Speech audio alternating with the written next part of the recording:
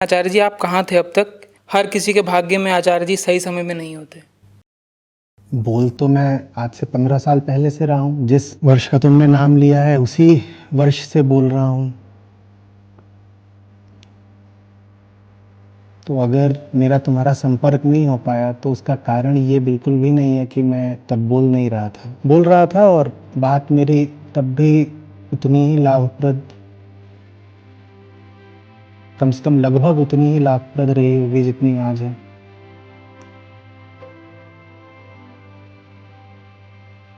फिर क्या हुआ? तुम तक क्यों नहीं पहुंच पाया मैं? या तुम मुझ तक क्यों नहीं पहुंच पाए?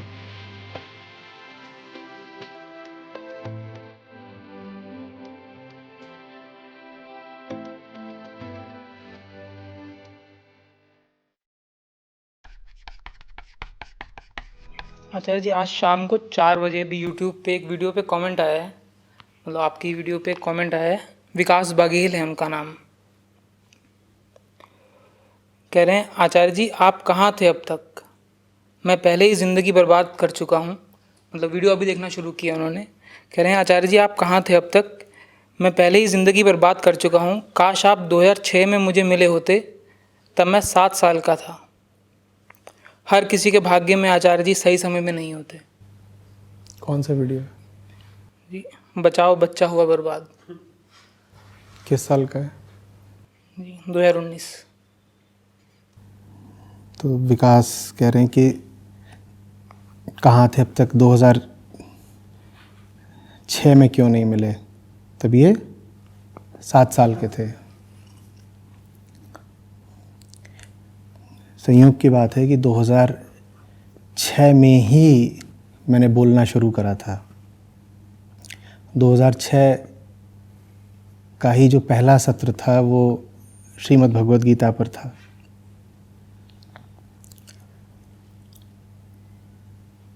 तो विकास, बोल तो मैं आज से 15 साल पहले से रहा हूँ। जिस वर्ष का तुमने नाम लिया है उसी वर्ष से बोल रहा हूँ। तो अगर मेरा तुम्हारा संपर्क नहीं हो पाया तो उसका कारण ये बिल्कुल भी नहीं है कि मैं तब बोल नहीं रहा था। बोल रहा था और बात मेरी तब भी उतनी ही लाभप्रद, कम से कम लगभग उतनी ही लाभप्रद रही होगी जितनी आज है।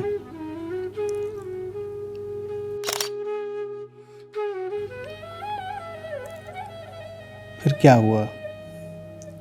तुम तक क्यों नहीं पहुंच पाया मैं? या तुम मुझ तक क्यों नहीं पहुंच पाए?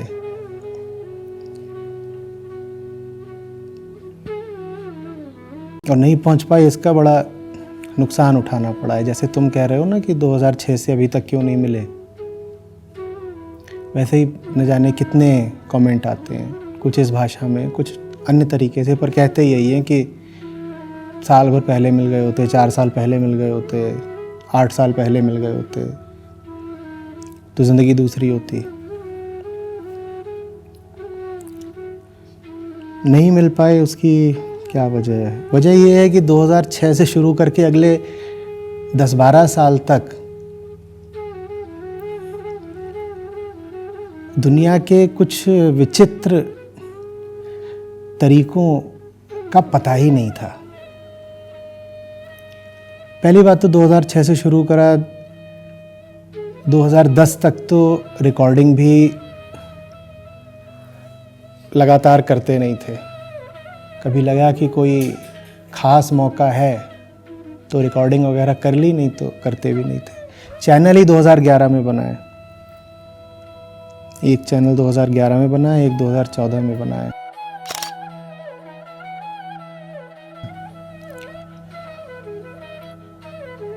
ये भाव ही नहीं आया कि ये चीज़ें प्रचार प्रसार के लिए होती हैं।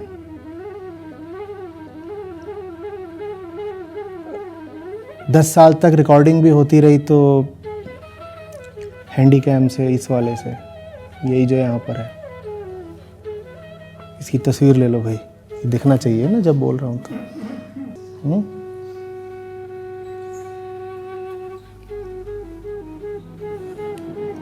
और ये तो हमारी तरक्की का सबूत है कि हम इस पर आ गए। इससे पहले रिकॉर्डिंग होती थी इससे, ये जो इधर है, इसकी भी तस्वीर ले लो भाई।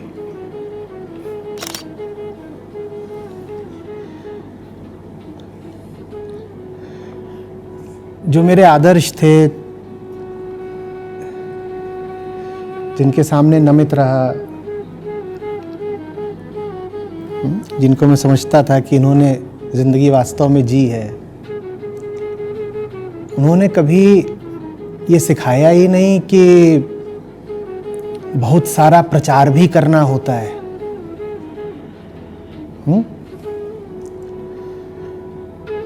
मन में वो विचार, वो दिशा आती ही नहीं थी। सन 2018 तक ये हालत थी कि चैनल पर वीडियो थे 4000 और सब्सक्राइबर थे 3000। चैनल पर वीडियो थे 4000 और सब्सक्राइबर थे 3000। किसी वीडियो पर 24 व्यूज़ हैं, किसी पर 46, किसी पर 100 हो जाएं तो लोग कहें देखिए तो बहुत पसंद आया है लोगों को।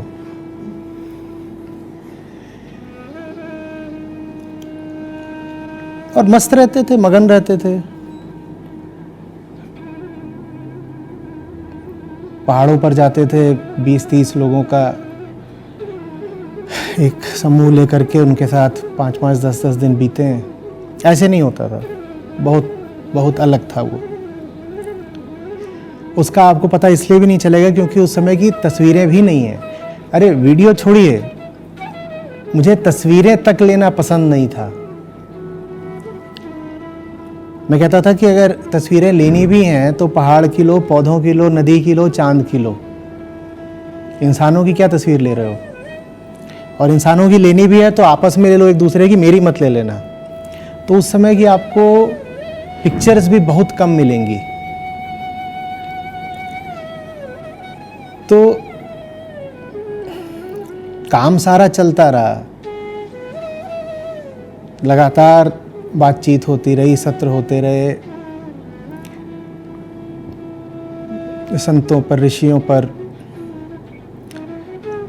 श्रृंखलाएं होती रहीं, उपनिषद, गीता का पाठ होता रहा। और ये भावना रही कि बात अगर सही है तो अपने आप लोगों तक पहुंच जाएगी,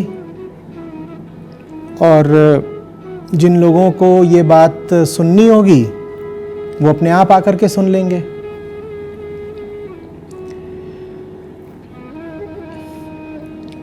फिर मीडिया मैनेजमेंट या सोशल मीडिया मैनेजमेंट, ये तो मेरी विशेषज्ञता का विषय था नहीं। मैंने इसमें तो एक्सपर्टीज़ हासिल करी नहीं थी। तो इसमें क्या चलता है, कैसे चलता है और कौन कौन से इसमें तमाशे, टोटके, ट्रिक्स चलती हैं, उसका कुछ विशेष न ज्ञान था न जानकारी हासिल करने की ज़रूरत समझी। तो इसलिए तुम तक नहीं पहुंच पाए, न 2006 में न 2016 में। नाम भूल गया मैं, बघेल क्या था, विशाल बघेल। विशाल इसलिए नहीं पहुंच पाए, और मैं इस मामले में अपने आप को दोषी भी मानना चाहूँगा कि जब एक काम कर रहा था तो उसके प्रचार की भी जिम्मेदारी मेरी ही थी, करना चाहिए था, करा नहीं। फिर 2017-18 अभी तक भी ईश कृपा से लोग जुड़ने लगे, आने लगे, बात करने लगे। तो उन्होंने फिर कुछ बातें बतानी शुरू करी।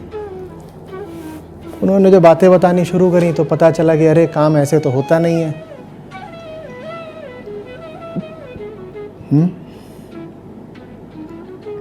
उन्होंने कहा कि पहली बात तो ये है कि आप मंच पर नहीं बैठते, आपकी बात लोगों तक तब पहुंचेगी ना जब बहुत बड़ा मंच दिखाई देगा, एक भव्य मंच दिखाई देगा। तो मैंने कहा मुझे तो नहीं पता कि कबीर साहब को या अष्टावक्र को मंच की ज़रूरत पड़ी हो। तो लोगों ने कहा नहीं, फिर वो यूट्यूब का ज़माना भी नहीं था, अभी आपके पास एक बहुत बड़ा मंच होना चाहिए। लोगों को पता भी नहीं चलता कि वो किस चीज़ से इम्प्रेस हो रहे हैं, प्रभावित हो रहे हैं। आप ऐसे ही साधारण बैठ जाते हो एक पेड़ के नीचे और आप बोलना शुरू कर देते हो, लोग समझते हैं ऐसे ही कोई आ गया। तो सबसे पहले तो आपके पास एक ज़बरदस्त स्टेज होना चाहिए जिस पे 10 तरह की लाइटें होनी चाहिए। तो खैर उतना बड़ा तो नहीं बना पाए, लेकिन अब इतना होने लग गया है कि ये पर्दा लग जाता है, ये मंच है। पर अभी भी जो हमारे शुभचिंतक है वो कहते हैं ये आप अन्याय कर रहे हैं अपने साथ, ऐसे नहीं बात बनेगी। It has to look grand अगर वाकई लोगों तक पहुंचना है तो। और 100 बातें कि किसी फैशन डिज़ाइनर को बुला करके अपने लिए कम से कम 100 तरह की ड्रेसेस आप तैयार कराएं। मैंने कहा ये अध्यात्म में कब से होने लग गया? बोले देखिए जा करके कि जो लोग छाए हुए हैं अध्यात्म के नाम पर, वो इसके अलावा और करते क्या हैं कि दिन में 10 बार 10 तरह के कपड़े बदलते हैं। वो सब देश के टॉप फैशन डिज़ाइनर से तैयार करवाए जाते हैं। मैंने कहा उतना तो हमसे नहीं हो पाएगा, लेकिन चलो इतना कर लेंगे कि जिन कपड़ों में सो रहे थे वही पहने पहने आकर कैमरे के सामने नहीं बैठ जाएंगे। पहले ऐसा ही होता था, सोया पड़ा हूँ, लोग आ गए, इन्होंने उठाया, मैं आकर बैठ गया और किसी ने मुंह पे मोबाइल दाग दिया और रिकॉर्डिंग हो गई।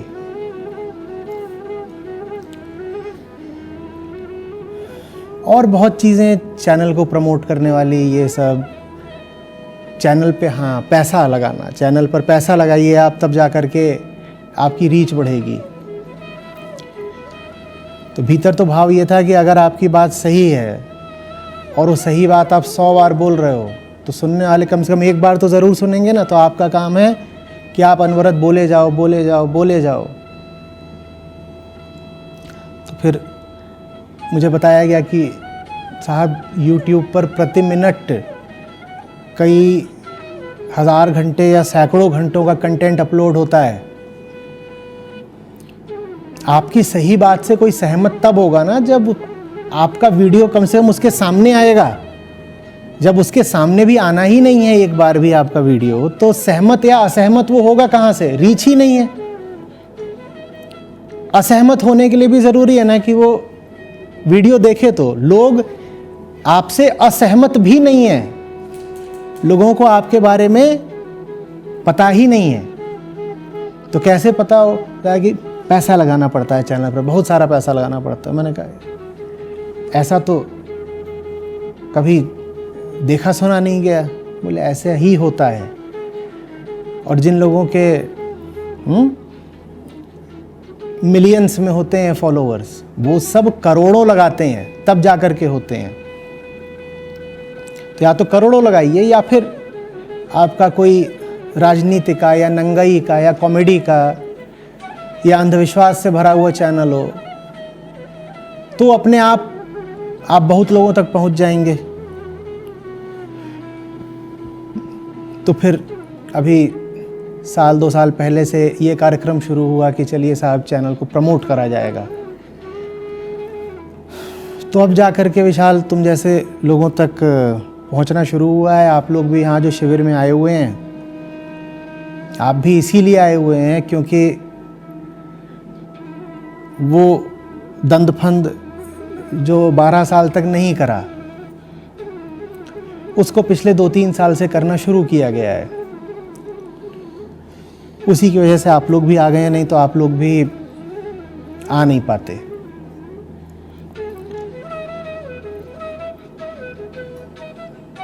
स्थिति बहुत विचित्र है और आज भी मैं घिनाता हूँ कि सही बात को भी पैसे लगा करके प्रचार की ज़रूरत पड़ती है। ये बात बहुत घिनौनी लगती है, करने का मन भी नहीं करता। लेकिन समय ये ऐसा ही है, जैसा कि अभी पिछले साल भर से कई बार मैंने बोला भी है कि सच को ही सबसे ज़्यादा प्रचार की ज़रूरत है। झूठ के लिए तो हम में एक भूख पैदा हो गई है। झूठ को तो हम खोज खोज कर सम्मान देते हैं।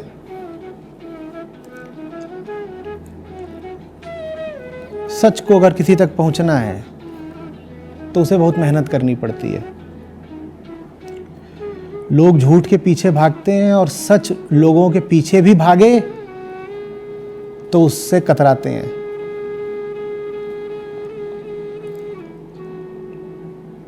समझ में आ रही है बात?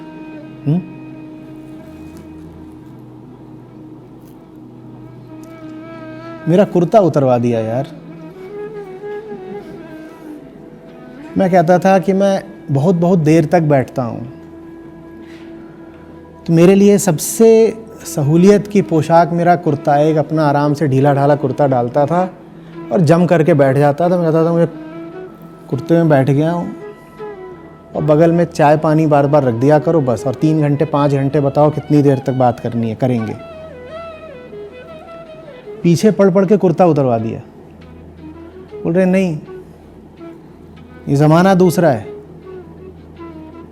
आपको कूल लगना होगा। तो मुझे कूल लगवाया जा रहा है। हाँ, लग भी रहे हैं।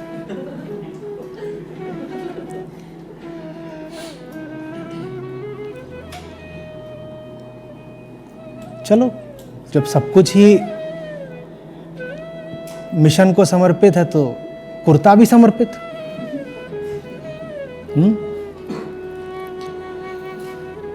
तो मैंने भी चाल चली है ना। मैंने कहा तुम यही चाहते हो ना कि जो मैं पहने हूं कुर्ते ऐसे दिखाई ना दे। मैंने अभी ऐसे कुर्ते जुगाड़े हैं जिनमें कॉलर है, तुम्हें लगेगा शर्ट है, वो है कुर्ता। कल आऊंगा पहन के।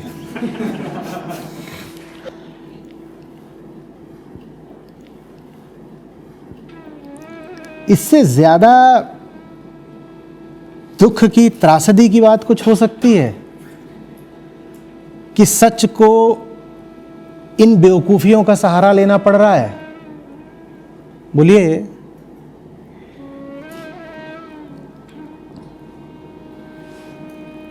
पर नहीं ले तो क्या करें?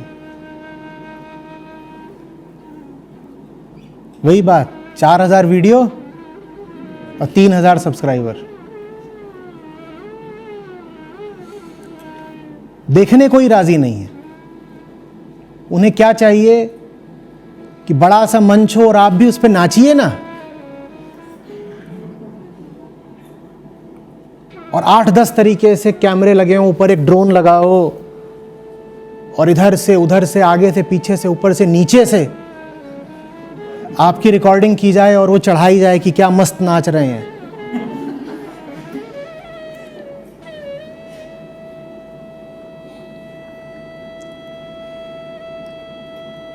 ये जानते हैं, बता ही देता हूँ, बात उठ रही है, ये दो आप पे काहे को लगे हैं? क्योंकि ये भी लोगों ने बताया है कि लोग सिर्फ ये नहीं देखना चाहते कि आप क्या बोल रहे हैं, लोग देखना चाहते हैं कि लोगों पे उसका रिएक्शन क्या हो रहा है। मैंने कहा जो रिएक्शन हो रहा है वो तो देखने वाले पे खुद ही हो रहा है ना, उसे अपना रिएक्शन नहीं पता क्या कि वो दूसरों का रिएक्शन देखेगा। यहाँ जो मेरे सामने बैठे होते हैं उनको मैं मना करता हूँ कि किसी दूसरे की तरफ मत देखो, तुम्हारा रिश्ता मुझसे है, तुम मुझसे बात करने आए हो ना, तो जो भी संपर्क होगा वो आपका हमारा होगा। ये एक आत्मीय, एक निजी बात है। फिर जो वीडियो देख रहा है उसे ऑडियंस का चेहरा क्यों चाहिए? जब मैं ऐसा तर्क देता हूं तो मुझे वीडियो दिखा दिया जाता है। आजकल जो प्रचलित बड़े बड़े सेलिब्रिटीज़ हैं कि देखिए क्या हो रहा है, ये कुछ बोलेंगे और खट से किसी सुंदर सी स्त्री के चेहरे पे कैमरा जाके टिक जाएगा जो कि ऐसे हा हा करके हंस रही होगी। और जैसे ये होता है वैसे ही जो वीडियो ऑडियंस होती है उसको लगता है इन्होंने बात कुछ बहुत अच्छी ही बोली होगी, तभी तो देवी जी इतना हंस रही थी। और पीछे से म्यूजिक लगा दो और उसमें किसी का चेहरा बीच में डाल दो जो रो रहा है, तो लोगों को लगता है कुछ ज़रूर बहुत मार्मिक बड़ी सच्ची बात कही गई है। देखो फलाना रो पड़ा, अभी दिखाया ना स्क्रीन में कि फलाना रो पड़ा। तो भाई ये दो लगे हैं, आप में से कुछ लोग रो पड़े तो अच्छा होगा चैनल के लिए। निवेदन है कि अगर आप चाहते हैं कि मिशन आगे बढ़े तो रोएं, और पहले इनको बता के रोएं कि अब हम रोने जा रहे हैं, तो ये आप पे जूम इन कर दें। हाँ, तो रिकॉर्ड कर लेना। कुछ रोएं, कुछ ऐसे हो जाएं जैसे बिल्कुल अभी अभी मोक्ष मिल गया हो, आहा क्या बात बोल दी, एकदम ऐसे। ये सब आपकी भाव भंगिमाएं बहुत ज़रूरी हैं इस मिशन के लिए, क्योंकि लोगों को यही समझ में आ रहा है मैं क्या बोल रहा हूँ, उस बात में दम कितना है, सच्चाई कितनी है, लाभ कितना है, वो नहीं समझ में आ रहा है।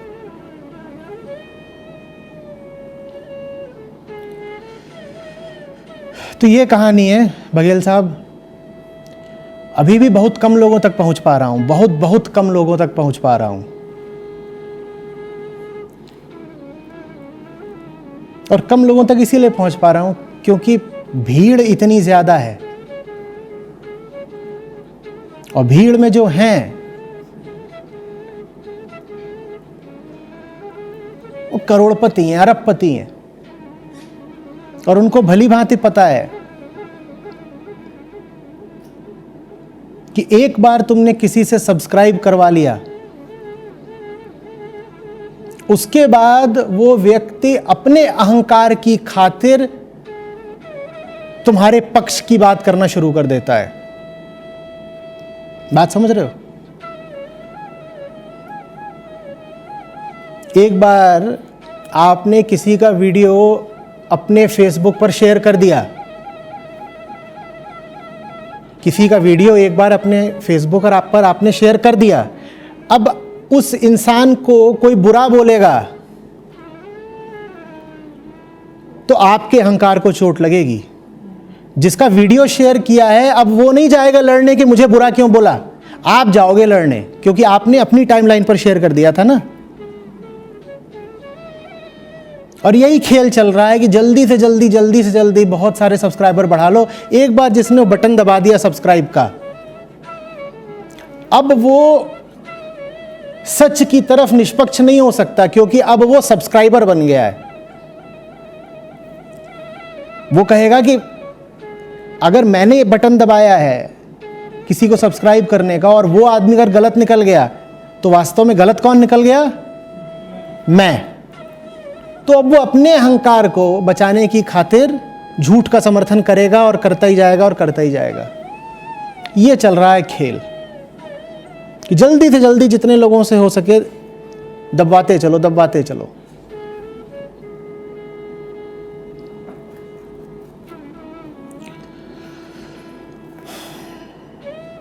कई बार बड़े ग्लानि उठती है कि ये खेल अगर इतना घटिया है तो खेलना ही नहीं। पुराने दिन ही सही थे। पुराना कुर्ता निकालो, बुलेट उठाओ और दूर किसी पहाड़ पे निकल जाओ और वहां पड़े रहो लंबे समय तक, जैसे होता था। कहाँ ये मिशन और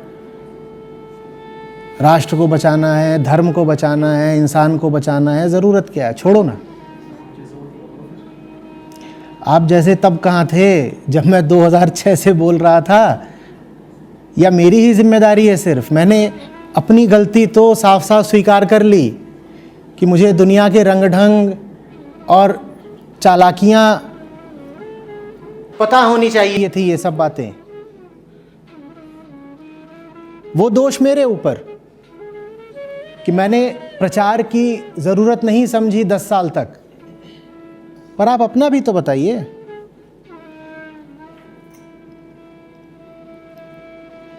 अब डेरिया से यहाँ बैठे हुए हैं, बोलते हैं टाइटल कैसे दे रखे थे आपने? बोलते ऐसे ही तो होता ही नहीं ऐसे टाइटल से। टाइटल कैसे हैं? और टाइटल हमारे ऐसे होते थे, ये लेके मेरे पास आता था और वो मेरे लिए बड़ा बढ़िया दिन होता था। ये लेके आए कि 10 वीडियो पब्लिश हो रहे हैं, टाइटल दीजिए, तो मैं ऐसे बैठ जाऊँ। और अब टाइटलिंग हो रही है। टाइटलिंग कैसे हो रही है? ये टाइटल है एक वीडियो का, गौर करिए।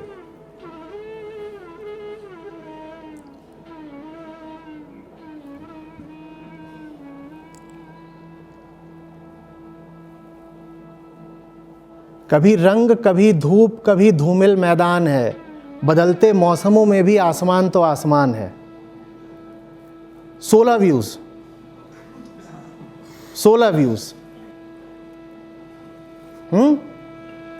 16 व्यूज़। आप पूछ रहे हो, मैं आपसे पूछता हूँ, ये वीडियो देखा? काहे नहीं देखा? और ये बहुत कमाल का वीडियो है, बहुत कमाल का वीडियो है। क्यों नहीं देखा बोलो तो? जो ऊंचे से ऊंचे दर्जे का साहित्य हो सकता है वो मैं लगातार बना बना कर डालता रहा, क्यों नहीं देखा? तब तो 16 और 26 व्यूज आते थे। कई बार तो वीडियो भी नहीं रिकॉर्ड करते थे क्योंकि अंधेरा मुझे प्रिय है। लाइट इतनी कम होती थी कि उसमें वीडियो ऐसा ऐसा आता था, ग्रेनी, वो भी उस समय के मोबाइल फ़ोन, उसमें कैसी रिकॉर्डिंग होगी? तो सिर्फ ऑडियो डाल दिया जाता था।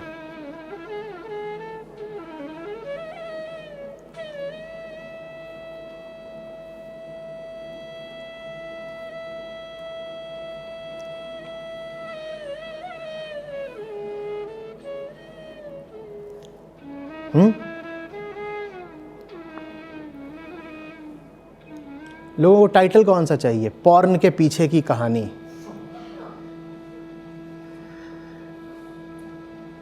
और फिर मैं देखता हूँ सुबह सुबह ये छपा है मेरे चैनल पर, और मैं ऐसे तकिए में मुंह करके बैठ जाता हूँ। लेकिन फिर कहता हूँ सब ठीक है। शाम तक पता चलता है इसके 1 लाख व्यूज़ हो गए।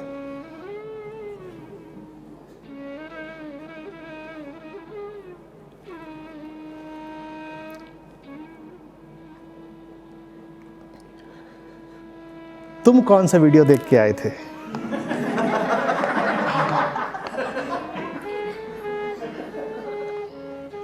यही है, क्या बोलूं।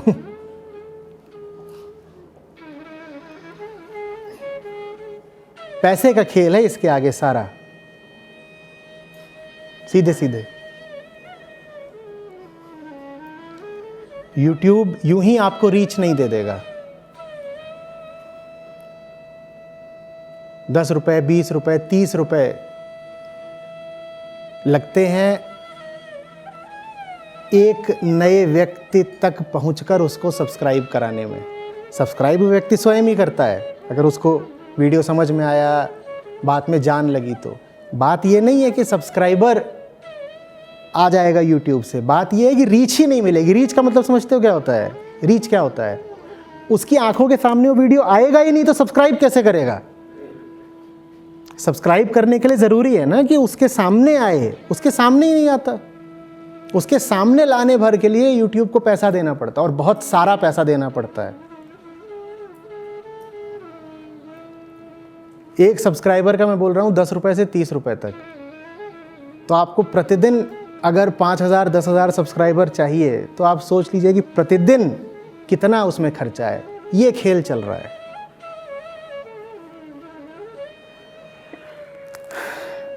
ये खेल ऐसा नहीं है जिस पर आपको या मुझको, किसी को भी गौरव महसूस हो सके, लेकिन जो हकीकत है वो यही है।